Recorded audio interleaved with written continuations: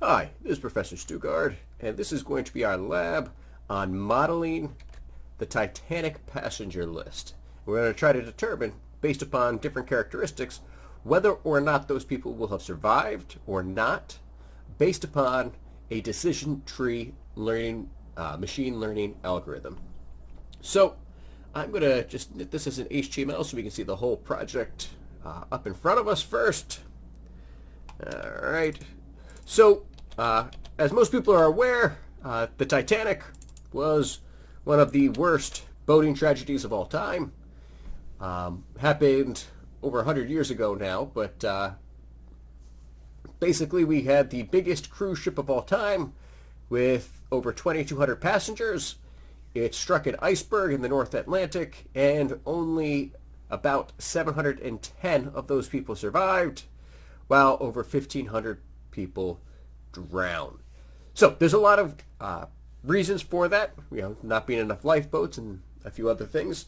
And we're going to take a look at a passenger list. Now, admittedly, it's not a full passenger list, but it's the best data we have. And we're going to try to determine which of the Titanic passengers were most likely to survive.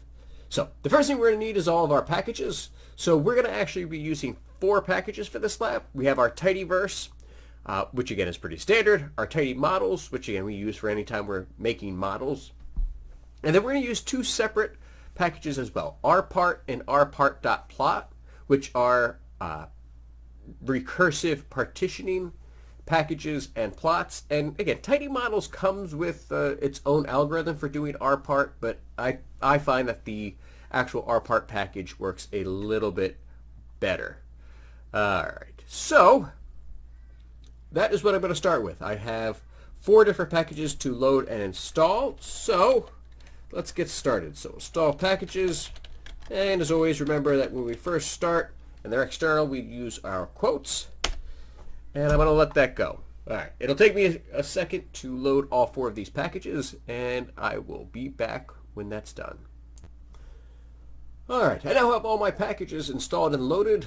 Make sure that that makes it into your R Markdown file as well, right? There's going to be 8 lines over here for that. And then the next step is to import the external CSV file with the Titanic passenger list as a data frame here in our environment. So I'm going to call the data frame Titanic. There's already a Titanic data. Okay. Titanic, so I'm going to store that as Titanic, lowercase, and of course this is a CSV file, so we'll do read CSV, then in quotes, Titanic.csv. Alright, good. So now we have the Titanic in here in our data set. Let's make sure that we preserve that code for importing it. And now we need to clean this data set. So let's take a glimpse at our Titanic data set, the lowercase in this one. All right, so looks like we have 1,309 rows, 13 columns. So those columns, the first one is X, which is stored as a double, which looks like it's just 1, 2, 3, 4, 5, 6, 7. So it looks like it's just counting the number of passengers. So we don't need that one. P class, so that's going to be passenger class. Survived, well, that we definitely need to know that. So passenger class might be important. Survived is going to be important. Name, well, that's not going to be important. We don't really need to know their name, so we'll get rid of the name as well. The sex, that would probably be important. Again, we're typically, when we think about the Titanic, right, women and children first. So that's definitely going to be a variable we want to look at. Age, the women and children thing, definitely what we want to look at. SIBSP, so that's siblings that were also on board, so your number of siblings, we'll keep that. PARCH, I believe that's your parents on board, so we'll keep that too. Your ticket number, I don't think ticket number is going to be all that important, so we'll probably get rid of ticket. The fare, yeah, let's keep that, because again, maybe the amount of money you paid for your ticket has something to do with this. Your cabin, no, that's probably not important, so we'll get rid of cabin. Embarked, so SC, so again, that's where people embarked from. where they actually embarked from. So we'll keep that because maybe that makes a difference. And then the home dot destination. So that's where people were headed afterwards. So I don't think we need that. We'll get rid of that one too. So our clean Titanic data set. So Titanic. So we're going to create, again, our new data frame with just the variables that we want. So clean Titanic, and that will be starting from our Titanic data set. And we want to select, and again, I'm just going to get rid of the rows that I don't want. So get rid of the row for little x, because that's, again, just counting. Right? We're going to get rid of that one. I don't need name, so minus the name. Let's see. Sibling part. The ticket. I don't need the ticket, so minus ticket. The fare might be important. Cabin. I don't think cabin is important, so minus cabin. And the home destination, minus home.dst. So, yeah, let's get rid of those variables. So we're getting rid of 1, 2, 3, 4, 5 variables, so that'll leave us with 8 left in our clean Titanic data set. All right, so let's copy and paste that code as well. Make sure we preserve that up here in our markdown file for our clean Titanic data set. And then cleaning the data set part 2. So this is actually very good practice. So let's take a glimpse now at the clean Titanic data set. We have a couple issues here. So age is obviously, so again, our passenger class is a double. Whether they survived is a double. That probably doesn't make a ton of sense there. Passenger class and survived should probably not be stored as doubles. Sex is characters. That's okay, but not great. Age is characters. That's not right. Your age is a number that needs to be stored numerically. So let's fix that part first. So from our clean Titanic data set, clean Titanic, we'll pipe that into, I need to rewrite the age now as a numeric value. So I'm going to keep that row, age. So we're going to use the mutate function to mutate or change our column. And age is going to be equal to, and if you remember, the function that we use to turn characters into numbers is the parse function. And we're just going to use parse number, again, because it's kind of the most general. So I'm going to parse the numbers from the age column. All right, so let's do that first. We'll run that. And then, good. Now it looks like in my thing, let's see, warning, problem with computing age, 263 parsing failures. We expected a number, and it looks like we got question marks. All right, so there's some question marks in the data. That's definitely going to be missing data. We'll have to get rid of that, which means that, again, when we run the parse number on it, it's just going to be stored as NA, which is good because then we can drop NA at the end. So that should work.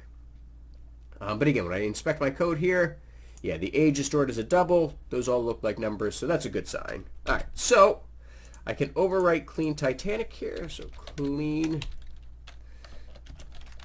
Titanic is being overwritten from clean Titanic, where we're going to, again, parse the ages. So I'm going to run it in my console. Again, we got that error, but that's okay. We'll take care of that later. And I'm going to copy and paste that into my cleaning data markdown part 2. So this stores the age numerically. So we'll do that one. All right. Then, like I said, the passenger class and their survived variables were stored as doubles here, right?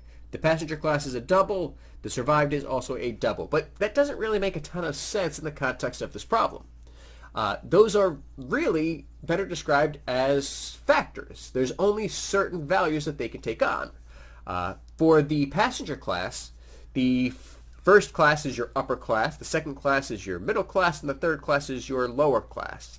Again, it's not really a continuous variable like a double, right? There's no class 1.2, so it doesn't make sense to store it that way. So we want to store it as a factor. Now, what's nice is we can actually just create a factor using our mutate function as well. So let's take a look at the code that I've provided here and how this works. So we're going to mutate, right? Again, we're going to adjust. And then the column we're going to adjust is the passenger class, which is P class. and we want to turn it into a factor. So just like we did the parse number to turn the age column into a number, we're going to use the factor function to turn this column into a factor. And so we have 3 arguments for the factor function. First, well, where's our data coming from, which in this case is the passenger class. So that's our first argument. Then we need to define what the levels are as they're written. So our levels are 1, 2, and 3, where 1 stands for upper, 2 stands for middle, and 3 stands for lower. So we have our levels, and then we need to create our new labels for those levels in our factor. So again, we could keep the 1, 2, 3, but it's going to be much easier for us to understand. It's going to be much easier for anyone reading our report to understand what's going on if we make these things much more explicit and easy to read. So that's what we're going to do here to change that passenger class into the levels upper, middle, lower as factors. So let's take a look how that's going to work. So I just copied that line. So we're starting with our clean Titanic data. And I'm going to pipe it in. I'll store it in a second. Shift enter, and then I'll copy and paste my mutate function with, again, the factor function inside. And if I run that, now take a look. Yeah, my passenger class now is listed as upper class for all those ones that were a 1. That's what I want. That's going to be much more useful when we try to interpret this data later. All right, so that's from clean Titanic. And I will overwrite that as well and run that code. So that should have worked. So we'll copy and paste that as well. All right.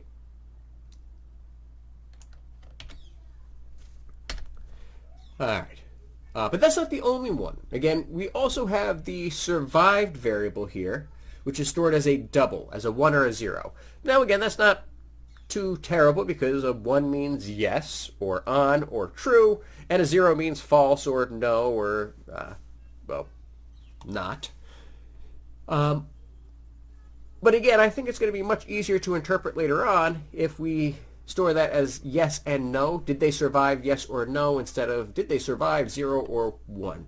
So we're basically going to take that exact same line of code, the mutate, and we're going to create our own function now to create a factor for that one. So what we're starting with, again, what's my column that I'm overriding? So again, I have my clean Titanic. Actually, before I overwrite it, let's make sure it works first, right? So starting with clean Titanic, I'm going to pipe that into mutate.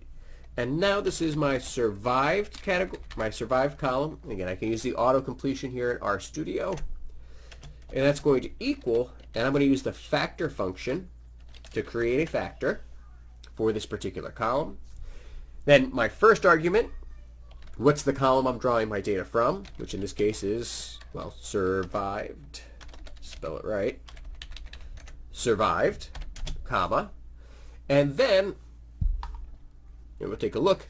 Then the next part is my levels. What are the levels that I want to use that's already in my column? So levels equal, and again, I'm going to store, the easiest way to do this is to make it into a vector. So my levels are going to be the vectors that contain 0s and 1s. All right, comma, and then my labels are going to equal, in this case, again, we'll make it into a vector, and we're going to use, we'll use quotes here, or we can use single quotes, either one. And we just make sure that we matched up in the same order. So in my levels, I went 0, 1. So 0 stands for no, they did not survive. So I'm going to change that to no, comma, and then 1 means yes, they did survive. So I'll change that to yes. All right, so let's run that code here and see if that worked. Clean Titanic. Why didn't that output anything? I must have an error somewhere. All right. Oh, they have a bunch of different things there. Okay, let's just make an error. Yep, unexpected. What a shocker. So let's try that again. Clean Titanic, piped into mutate. We have survived equals. We're creating a factor.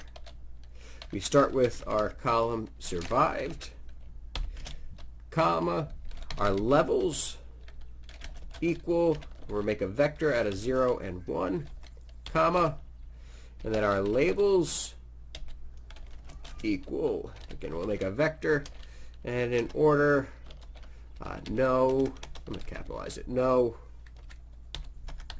comma, yes. And again, when you're using the quotes, make sure that comma's outside of the quotes, right? It's not grammatical English, it's computer programming.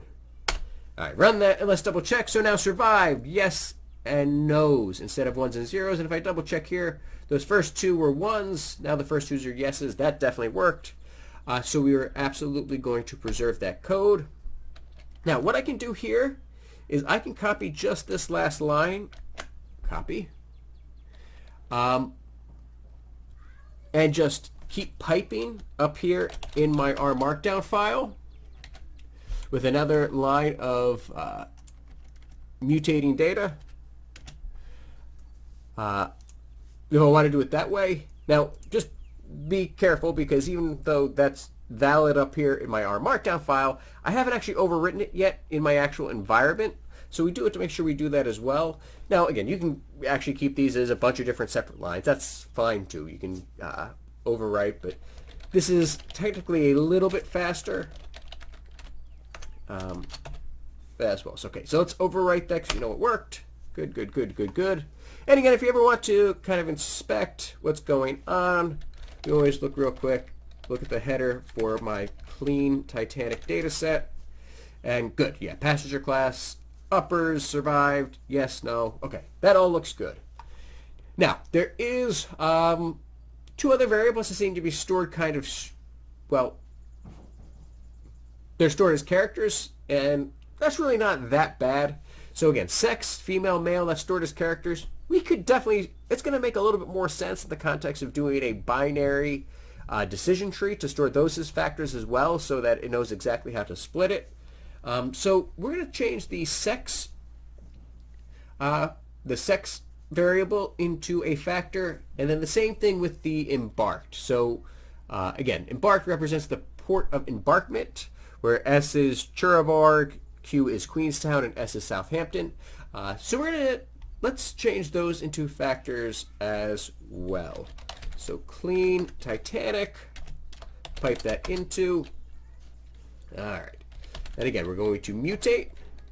What do I want to mutate? So we'll start with the column for sex. That'll equal, and again, I want to change that into a factor coming from the column sex, where my levels equal, and I'm going to make a vector. Now, because these are stored as characters, I do need quotes here as well for my vector with the names female and male. So female, comma, and then in quotes male, and then my labels will equal, you know, make a vector out of it, female and male. Let's see if that works.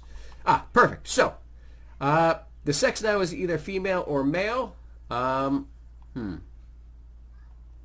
Is that right? Female, male, female, male, female, male. Oh, it does seem to alternate. I thought that was just a coincidence there for a second. Okay, so no, that does look like that actually preserved that, and now it's a factor. So again, I do need to overwrite that. So clean Titanic, going to be overwritten with that. And then I also need to preserve that in my Markdown file. So I'm going to pipe that in, and I'll just copy and paste just the mutate line. Now the thing is, you can actually include several different columns in your mutate function as well. So I could mutate actually each one of these 4 variables all in the same function, just keep separated with more commas, basically creating more arguments inside the functions. And again, that's perfectly valid. I like it this way just because I can read it and understand what's going on a little bit better. And for me, again, readability is very important in my code so that I understand what I was actually doing. But again, kind of a personal preference type of thing, I suppose. All right. So the last one, that port of embarkment, because maybe that's important too. So we'll start with clean Titanic. Pipe that into, mutate. All right, we're going to mutate embarked, and that's going to equal, we're going to create factor levels, so factor function coming from, again, the column embarked, comma, levels equal. And in this case, it is the character vectors for the letters C, Q, capital Q, and capital S. And again, like I said, each letter is in its quotes, and then the comma goes outside those quotes. And then after we have our levels, then we need our labels. So labels equal, and again, we'll make a vector.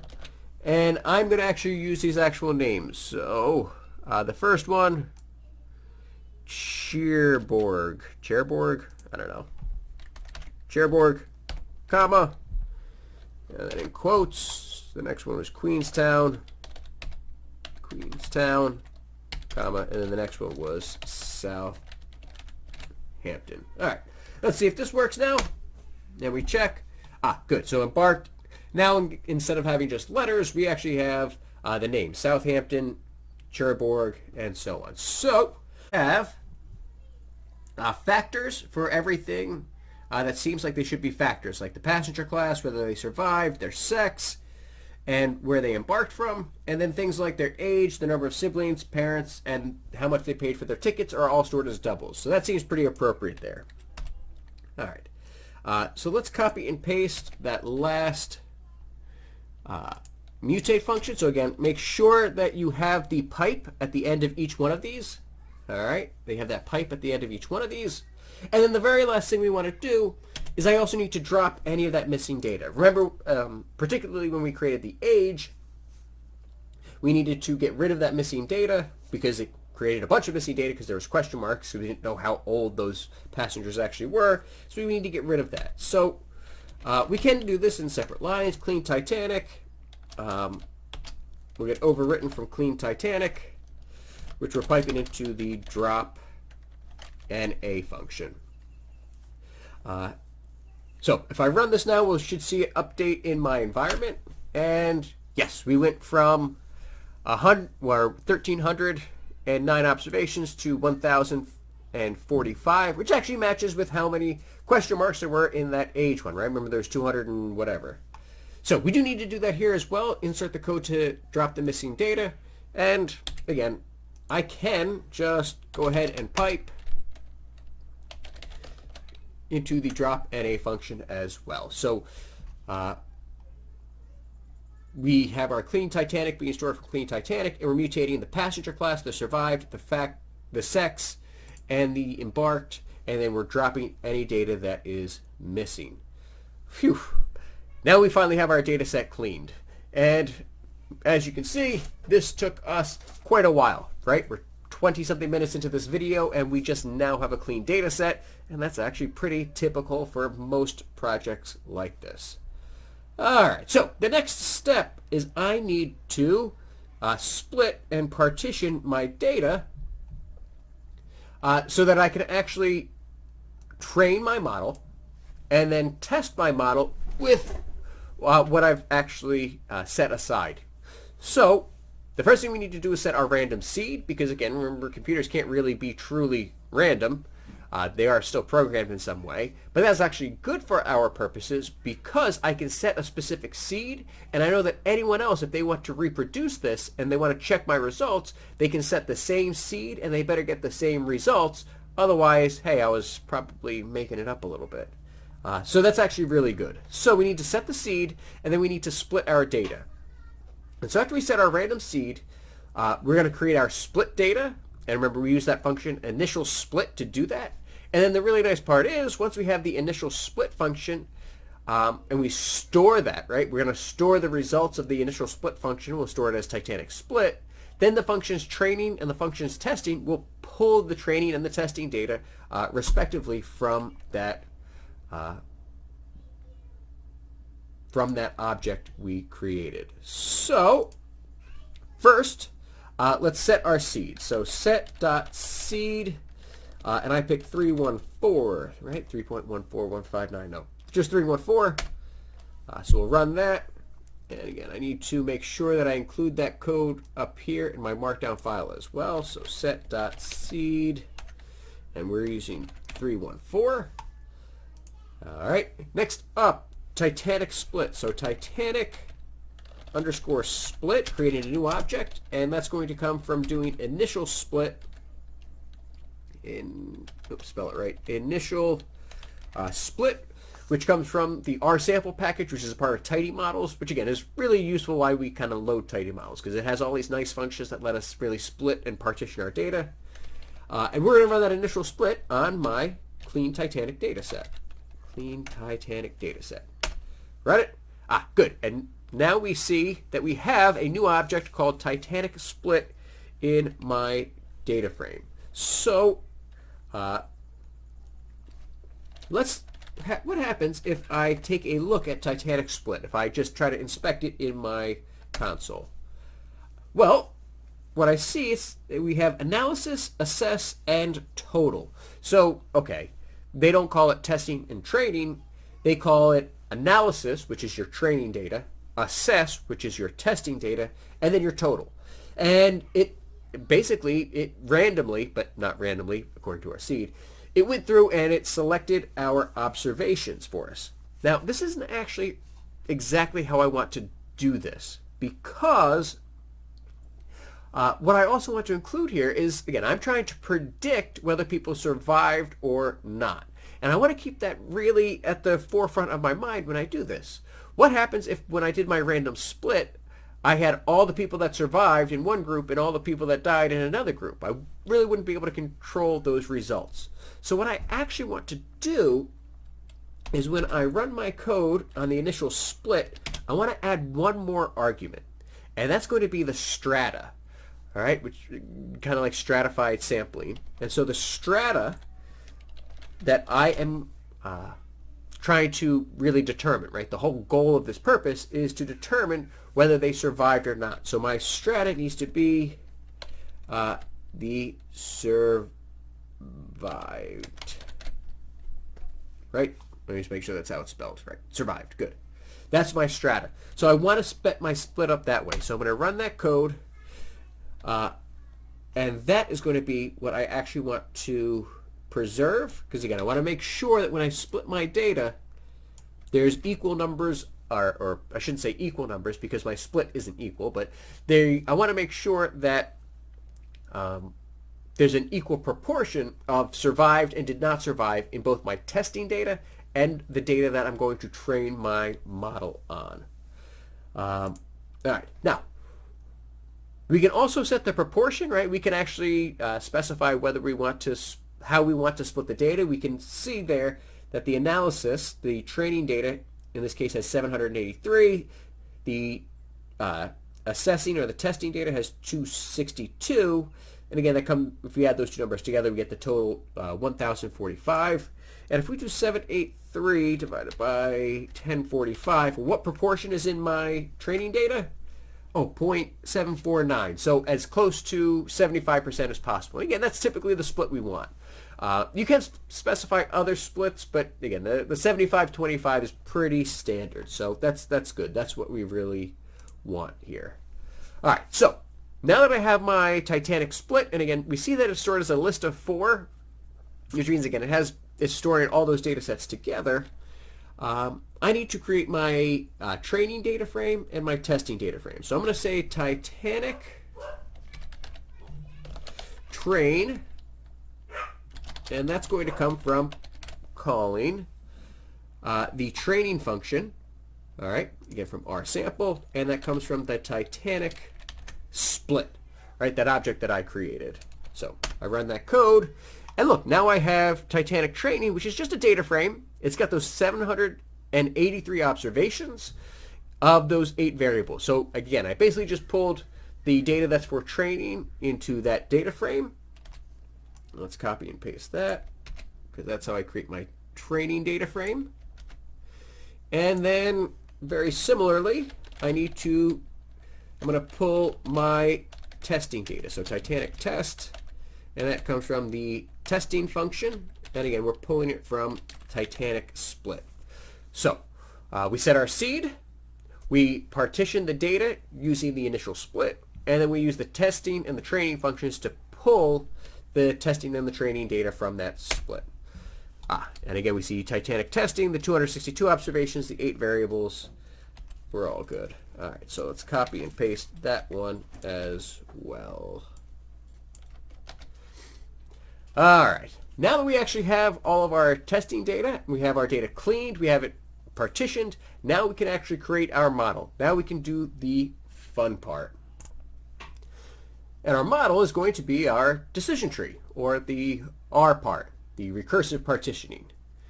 So to create our model, we just use the rpart function that comes with the rpart package, and we define our 3 arguments. First of all, the formula, which is our response tilde explanatory. What am I trying to predict is my response, which in this case is going to be survived. The explanatory, what variables do I want to use? Well, I'm going to use all of them. I don't know what's going to be the best one. Use all of them. Which, remember, if you want to use all of them, that means we use a period. So we'll start with rpart. And then first one, formula equals. And in this case, like I said, it's going to be survived tilde, and then a period. That means use it all. Then a comma, because now we need our next argument. And our next argument is going to be the data frame that we use. So data equals, and I want to use my training data, right? That's the whole point. I'm training this model using my training data. So Titanic train, comma.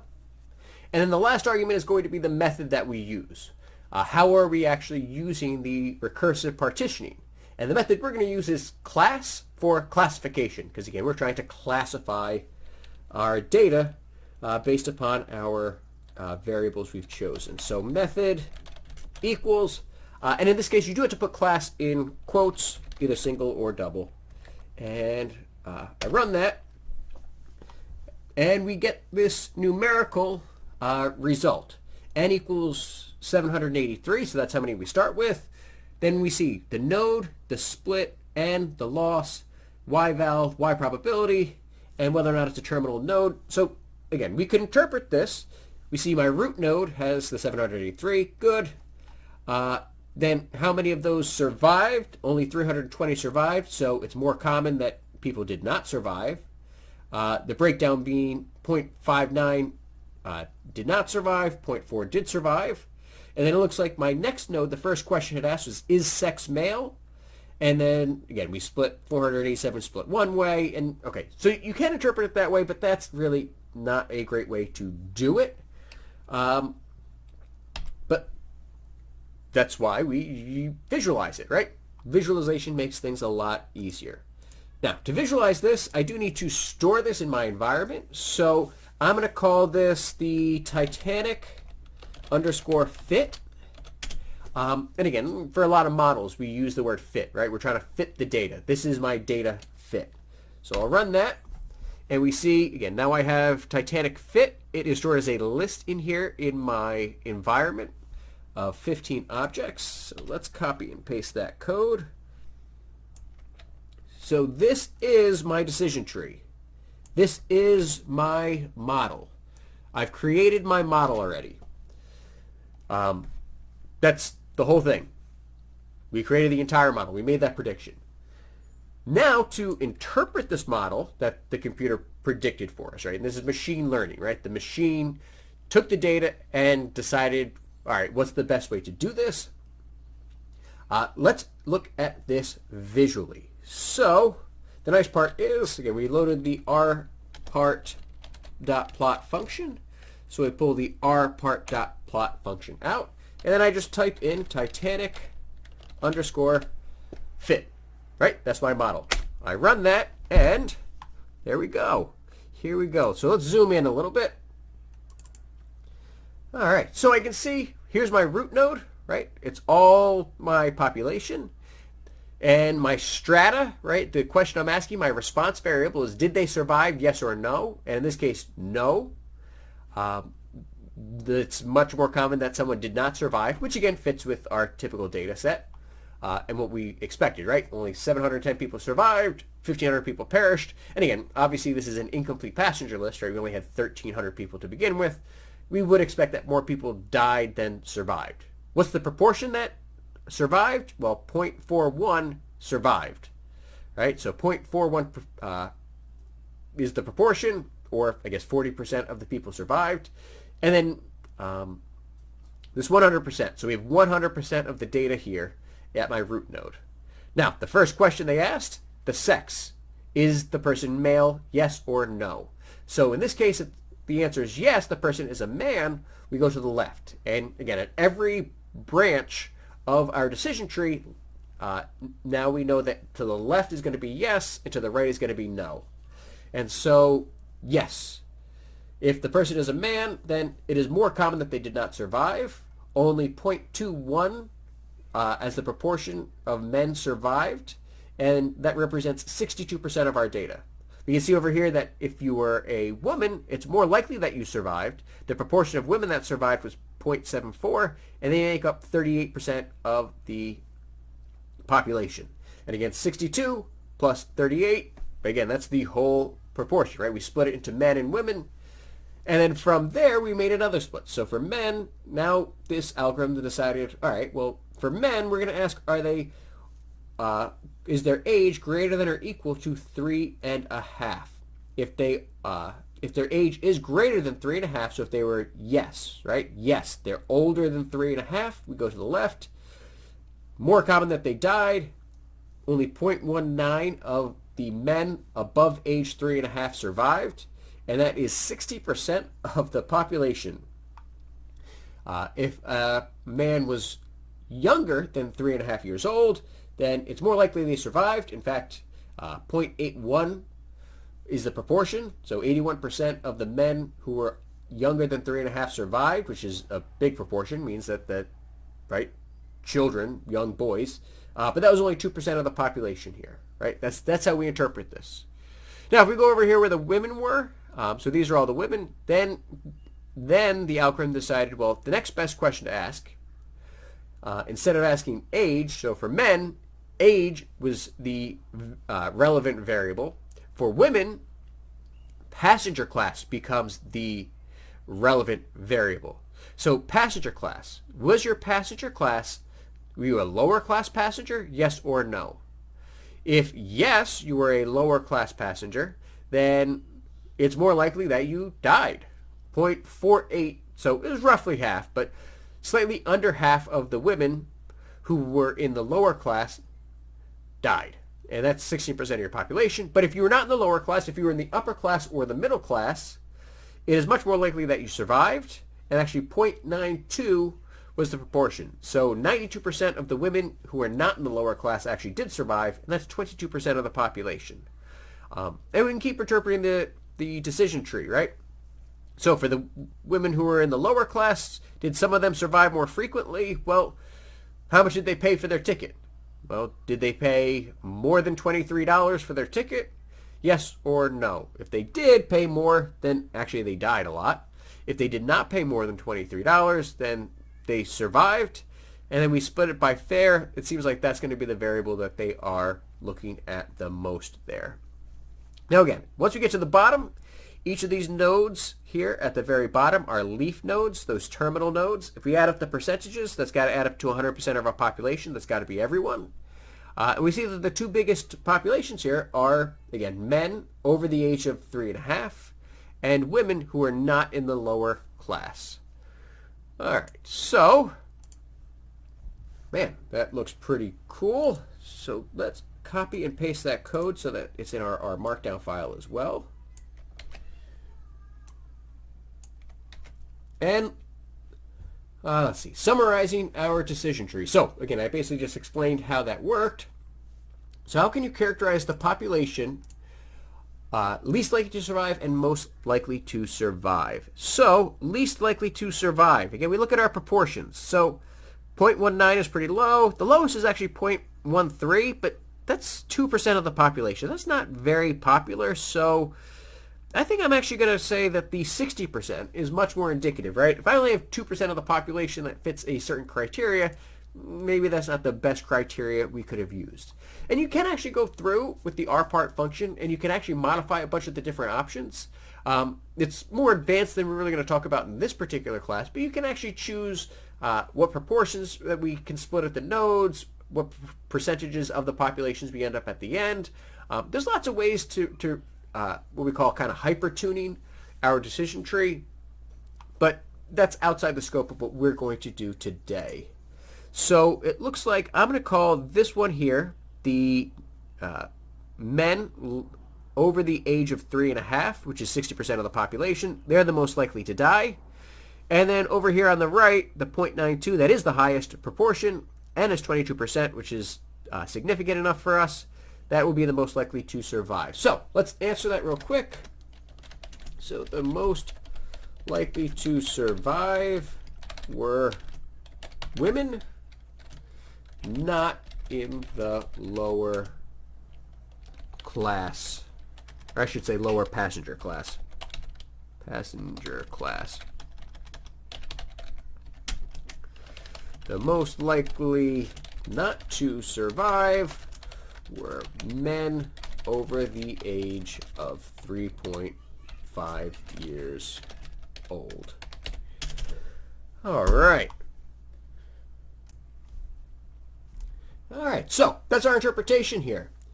Now, how well did this model work? So now that we have looked at and interpreted our decision tree, now I need to test whether or not this model is actually going to work on my testing data. So again, remember, we did that partitioning, and we created this model based only on our training data set.